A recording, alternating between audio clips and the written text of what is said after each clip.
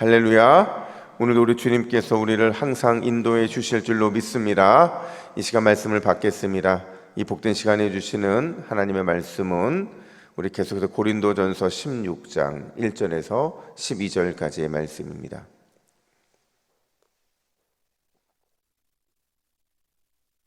고린도전서 16장 1절에서 12절까지의 말씀, 이런 성숙한 공동체 되게 하소서라는 제목으로 말씀을 받겠습니다. 우리 1절부터 12절까지 교독합니다. 성도를 위하는 연보에 관하여는 내가 갈라디아 교회들에게 명한 것 같이 너희도 그렇게 하라. 매주 첫날에 너희 각 사람이 수입에 따라 모아두어서 내가 갈 때에 연보를 하지 않게 하라. 내가 이를 때에 너희가 인정한 사람에게 편지를 주어 너희의 은혜를 예루살렘으로 가지고 가게 하리니, 만일 나도 가는 것이 합당하면 그들이 나와 함께 가리라. 내가 마게도냐를 지날 터이니 마게도냐를 지난 후에 너희에게 가서 혹 너희와 함께 머물며 겨울을 지낼 듯하니, 이는 너희가 나를 내가 갈 곳으로 보내어 주게 하려 함이라. 이제는 지나는 길에 너희 보기를 원하지 아니하노니, 이는 만일 주께서 허락하시면 얼마 동안 너희와 함께 머물기를 바람이라. 내가 오순절까지 에베소에 머물려 함은 내게 광대하고 유효한 문이 열렸으나 대적하는 자가 많음이라. 디모데가 이르거든 너희는 조심하여 그를 두려움 없이 너희 가운데 있게 하라. 이는 그도 나와 같이 주의 일에 힘쓰는 자임이라. 그러므로 누구든지 그를 멸시하지 말고 평안히 보내어 내게로 오게 하라. 나는 그가 형제들과 함께 오기를 기다리노라.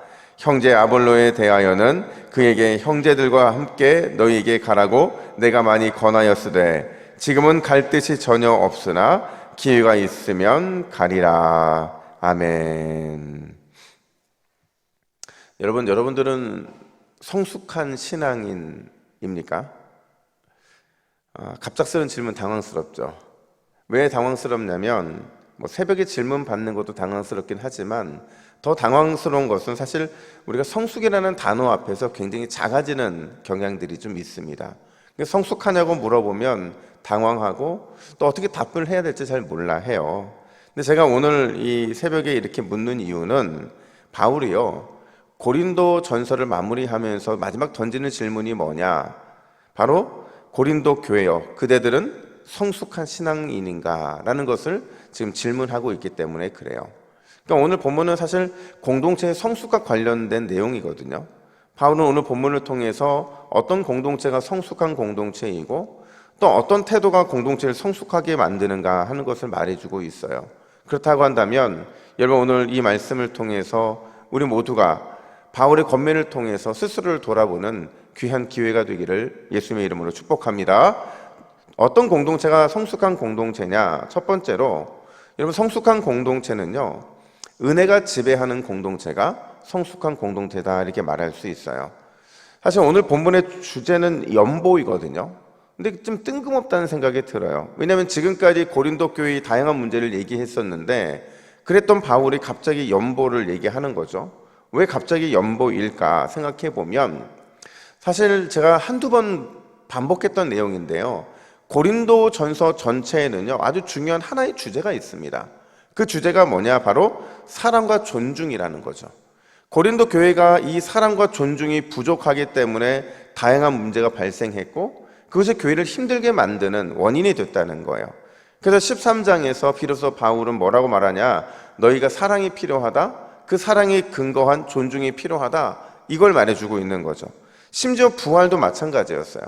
우리가 부활의 영광과 소망을 오늘의 내 삶에서 누리기를 원한다고 한다면 우리 인생에 중요한 건 뭐냐면 사랑이고 서로에 대한 존중과 배려라는 거죠. 그 연장선에서 연보를 이야기하고 있는 겁니다.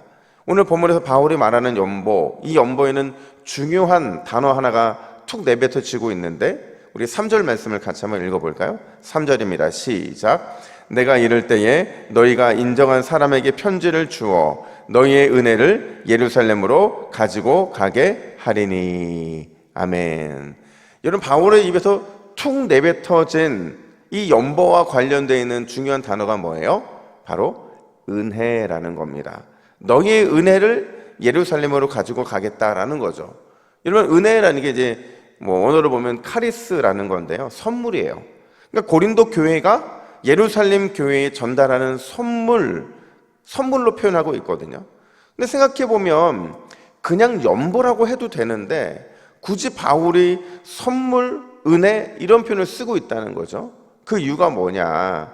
이건 그 당시 이 시대상을 좀 이해를 해야 되는데, 당시 고대 그리스 사회는요, 호혜성이라는 게 있어요. 호혜성이 뭐냐? 쉽게 말하면 기브 앤 테이크입니다. 그러니까 주고받는 것. 누군가를 후원하면, 또 도와주면 그냥 무조건적으로 도와주고 후원하는 게 아니라 돌려받는 걸 기대하고 해준다는 거예요. 그리고 누군가로부터 후원을 받을 때도, 야, 내가 이만큼 받았으니까 그 사람에게 이만큼 돌려줘야지, 이게 바로 호혜성이었거든요. 그러다 보니까 고대 그리스 사회에서는요, 그냥 거저주고 거저받고 이런 뭔가 우리가 말하는 일종의 온전한 이런 선물과 은혜의 개념이 없었던 거죠. 그걸 알고 있던 바울이 교회는 달라야 된다고 말하고 있는 거예요. 누군가를 도와줄 때 그냥 아무 대가 없이 섬길 수 없느냐? 누군가의 도움을 받았을 때 그냥 빚진 마음으로 살지 말고 그냥 그걸 역시도 좀 받아들이면 안 되느냐? 지금 이 말을 하고 있다는 거죠. 이렇게 말할 수 있는 근거가 뭐냐면요, 여러분, 교회를 구성하는 모든 구성원들은요 다 빚진 자들이기 때문에 그렇다는 거예요. 누구에게 빚졌어요? 예수님에게 빚진 거죠. 예수님께 빚진, 특별히 어마어마한 빚을 졌음에도 불구하고 다 탕감받았잖아요. 그 탕감받은 마음을 가지고 그 빚진 마음으로 서로 탕감해 주는 것, 그게 바로 진정한 사랑이고 진정한 신앙의 이 표현이라는 거예요. 그래서 바울은 연보를 은혜, 대가 없이 주는 선물이라고 표현을 하고 있는 거라는 거죠. 재밌는 것은요, 오늘 바울이 연보의 원칙 하나를 제시해주고 있는데, 우리 2절도 같이 한번 읽어볼까요? 2절입니다. 시작. 매주 첫날에 너희 각 사람이 수입에 따라 모아두어서 내가 갈 때에 연보를 하지 않게 하라. 아멘. 무슨 말이냐면요, 한 단어로 말하면 준비예요, 준비. 그러니까 준비된 연보, 준비된 구제, 준비된 사랑과 섬김을 실천하는 것, 그게 중요한 원칙이라는 거죠. 왜냐면요, 여러분, 무엇인가를 할 때 즉흥적으로 하고 무엇인가를 할 때 쓰다 남은 것을 주고, 이런 것들은 온전한 사랑이 아닐 뿐만 아니라 하나님은 그런 섬김을 잘 받지 않으신다는 거예요. 우리가 잘 아는 것처럼 하나님께 드리는 제물은 항상 온전한 것이었어요. 하나님을 그렇게 사랑해서 온전한 제물을 드릴 수 있다고 한다면 이웃을 사랑하는 건 역시도, 형제를 위해 구제하고 연보하는 건 역시도 그만큼의 헌신과 그만큼의 흠없는 것으로 사랑을 해야 된다. 지금 이걸 말해주고 있는 거거든요. 근데 이 말을 한 번 더 반복해요. 언제 반복하느냐? 고린도서에서 9장 7절 보시면 이렇게 말합니다. 우리가 잘 아는 말씀인데요, 우리 같이 한번 읽습니다. 시작. 각각 그 마음에 정한 대로 할 것이요 인색함으로나 억지로 하지 말지니 하나님은 즐겨내는 자를 사랑하시느니라. 아멘. 하나님은요, 즐겨내는 사랑, 마음 담긴 섬김을 가장 기뻐하시는 줄로 믿습니다. 그러니까 우리가 어떤 연보를 할 때든지 무엇을 할 때든지 항상 은혜의 관점에서 즐겨서 섬기고 또 즐겨서 기쁨으로 드리면 하나님이 그런 모습을 통해 우리를 성숙하다 평가하시겠다는 겁니다. 여러분, 이게 바로 은혜가 지배하는 공동체인 줄로 믿습니다. 날마다 내 것 아까워하지 아니하고 미리 준비해서 나누어 주지, 그 주는 것을 통해서 점점 공동체의 화평이 넘쳐나는 것, 하나님이 기뻐하시는 공동체의 모습이라는 거죠.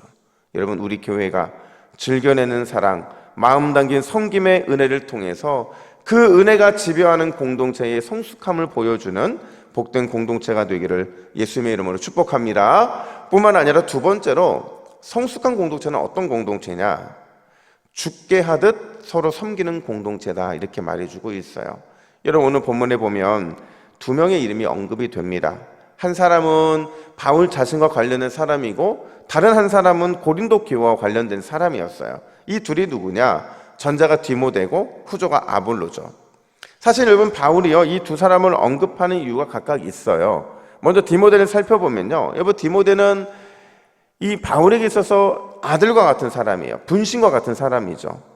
근데 그런 그를 고린도 교회에 먼저 파송하면서 뭐라고 고린도 교회에 부탁을 하느냐, 우리 10절 말씀을 같이 읽어볼까요? 10절입니다. 시작. 디모데가 이르거든 너희는 조심하여 그로 두려움이 없이 너희 가운데 있게 하라. 이는 그도 나와 같이 주의 일을 힘쓰는 자임이라. 아멘. 여러분, 한마디로 말하면 잘 봐달라는 거예요. 디모데를 보내면서 정말 잘 봐달라는 겁니다. 왜 잘 봐달라는 부탁을 하느냐, 혹시나 자기에게 적개심을 갖고 있는 사람들이 디모데와 자기가 친한다는 이유만으로 그냥 디모데를 멸시할까 봐 걱정이 됐던 거예요. 심지어 디모데가 어렸잖아요. 그러니까 얕볼 수 있기 때문에, 그래서 바울은 고린도 교회에게 절대 디모데를 멸시하지 말고 제발 좀 귀히 여겨주고 존중하고 배려해달라, 이런 부탁을 하고 있는 겁니다. 그럼 왜 아볼로에 대한 언급을 하고 있느냐, 우리 12절도 한번 읽어볼까요? 12절입니다. 시작. 형제 아볼로에 대하여는 그에게 형제들과 함께 너에게 가라고 내가 많이 권하였으되 지금은 갈 뜻이 전혀 없으나 기회가 있으면 가리라. 아멘. 여러분, 바울이요 아볼로에게 요청을 좀 했던 것 같아요. 바울이 고린도전서, 고린도후서 외에도 많은 편지를 써서 고린도 교회와 소통을 했는데요, 이 소통을 하다 보니까 직접적으로 본인이 가서 도와주지 못하는 것에 대한 안타까움이 있었던 것 같아요. 그러다 보니까 어떻게 해서든지 고린도 교회와 연결되어 있는 영적 지도자들을 사용하고 싶었는데 그 도움의 요청에 대해서 아볼로가 계속 거절하는 겁니다. 심지어 갈 뜻이 없을 것처럼 그렇게 보여주고 있다는 거예요. 여러분, 아볼로에게 고린도 교회는 고향이에요. 영적인 고향과 같은 곳이에요. 그런 아볼로가 왜 교회로 돌아가는 것을 거절했을까요? 그 이유는 교회의 건강을 위해서였던 거예요. 여러분, 고린도 교회가 분파와 문제로 몸살을 앓았잖아요. 바울파, 아볼로파, 게바파, 그리스도파, 이렇게 분열해서 싸우고 있는 상황에서 이제 봉합이 되는 것처럼 느껴지는 상황에서 자기가 가는 게 도움이 되지 않는다고 생각했던 거죠. 아마도 많이 가고 싶었을 거예요. 가서 그곳에서 뭔가 영향력을 또 끼치고 자신에게 주어져 있는 이 복음의 메시지를 통해서 다른 누군가를 세우기를 원했을 겁니다. 그럼에도 불구하고 거절했던 이유는 그게 이 득보다 실이 많다고 생각했기 때문일 거라는 거죠. 그러니까 한마디로 말하면 바울의 리더십, 그리고 교회가 더 건강해지기를 원하는 마음으로 본인이 해도 되는 일들을 하지 않겠다고 그렇게 거절하고 있는 거죠. 여러분, 건강한 공동체, 좋은 공동체가 어떤 공동체냐? 여러분, 우리가 있어야 될 곳에 있고 있지 말아야 될 곳에 있지 않는 공동체가 좋은 공동체인 줄로 믿습니다. 공동체는 끊임없이 상대방에 대한 배려가 있어야 돼요. 내가 할 수 있어도 하지 않는 것, 내가 간절히 원해도 하지 않는 것, 그게 바로 상대방을 존중하고 그 존중하는 것이 마치 누구께 하듯 한다고요? 예수님께 하듯이 하는 그런 태도, 이게 바로 좋은 공동체의 모습이고 아름다운 미덕이라는 겁니다. 공동체의 덕과 유익을 먼저 생각하는 것, 그걸 통해서 하나님은 멋진 공동체의 모습, 그걸 만들어 가신다라는 거예요. 여러분, 우리 동부교회 믿음의 공동체가 이런 공동체로 날마다 건강하게 세워져야 되는 줄로 믿습니다. 우리 화면 보시고 기도의 제목을 같이 읽습니다. 우리 같이 읽습니다. 시작. 주여, 우리 교회, 우리 가정이 은혜를 알고 나누는 작은 예수 공동체가 되게 하옵소서. 항상 서로를 존중하고 항상 공동체의 덕과 유익을 생각하게 하옵소서. 아멘. 함께 기도하겠습니다. 하나님 아버지, 이 새벽에 바울이 고린도 교회를 향해 권면하고 있는 이 건강한 공동체, 성숙한 공동체의 모습이 우리 동부교회에도 임하기를 간절히 원합니다. 우리가 먼저 은혜를 알기에 그 은혜를 나누는 작은 예수의 공동체가 되게 하여 주시고, 특별히 은혜를 알았기에 서로 존중하고 서로 세워주며 공동체의 덕과 유익을 먼저 생각하는 그런 지혜로운 청지기들이 될 수 있도록 우리를 붙잡아 주시옵소서. 하나님, 우리 공동체가 살아날 때 우리의 심령이 살아나게 될 줄로 믿습니다. 우리 공동체가 주님의 은혜 가운데 거할 때에 우리 가정과 또 내 자신이 살아나게 되는 줄로 믿습니다. 날마다 그 일을 위해 헌신하는 믿음의 새벽 기도자들 되게 하여 주시고, 오늘도 그런 우리를 통하여 하나님의 놀라운 은혜가 나타날 수 있도록 주여 도와주시옵소서. 감사드리며 예수님의 이름으로 기도하옵나이다. 아멘.